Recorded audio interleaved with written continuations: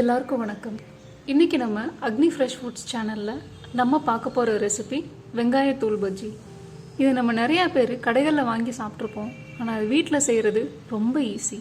இது இன்றைக்கி எப்படி செய்கிறதுன்னு பார்க்க போகிறோம். இதுக்கு நான் 3 பெரிய வெங்காயத்தை தோல் எடுத்துட்டு எவ்வளோ மெல்லிசாக முடியுமோ அவ்வளோ மெல்லிசாக கட் பண்ணி வச்சுக்கோங்க. கூடவே 2 ஸ்பூன் கடலை மாவு சேர்த்துருக்கேன். இதுக்கு தேவையான அளவு உப்பு, கொஞ்சமாக சோடா உப்பு, 2 ஸ்பூன் பச்சரிசி மாவு, 1 ஸ்பூன் மிளகாத்தூள், காரத்துக்கு ஏற்ற மாதிரி கம்மி ஜாஸ்தி பண்ணிக்கோங்க, 1 ஸ்பூன் இஞ்சி பூண்டு பேஸ்ட் சேர்த்துருக்கேன், கொஞ்சமாக பெருங்காயத்தூள் சேர்த்துக்கோங்க.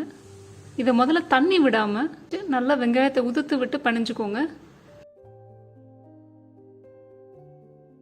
வெங்காயம் எல்லாம் தனித்தனியாக உதிர்ந்துருச்சு.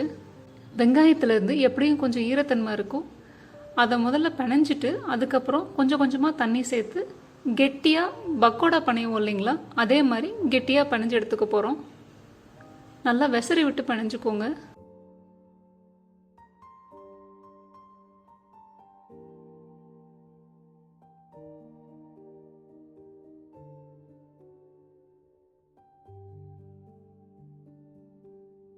இப்போ மாவு நம்ம பிணைஞ்சு எடுத்தாச்சு.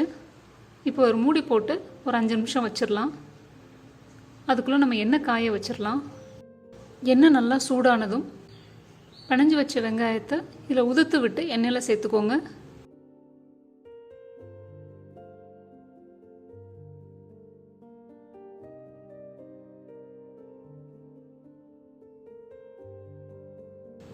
வடை மாதிரி மொத்தமாக போடாமல் இப்படி உதுத்து விட்டிங்கன்னா தான் நல்லா கிறிஸ்பியாக வரும். நான் அதில் ஃபுட் கலர் எதுவுமே சேர்க்கலை. உங்களுக்கு வேணும்னா மாவு பிணையும் போது கொஞ்சமாக ஒரு சிட்டிகை ஃபுட் கலர் வேணும்னா சேர்த்துக்கோங்க. இது நல்லா முருகி வரணும்.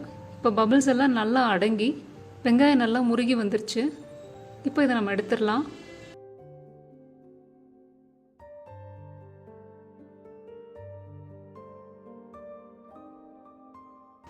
இதே மாதிரி மீதி இருக்கிற மாவையும் எண்ணெயில் உதுத்து விட்டு பொரிச்சு எடுத்துக்கலாம்.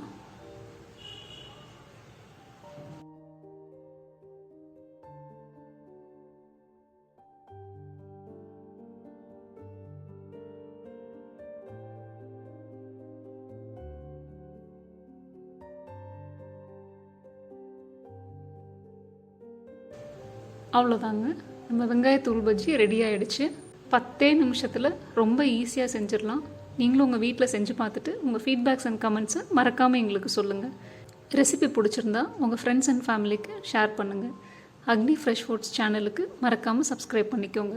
வீடியோ பார்த்ததுக்கு ரொம்ப நன்றி.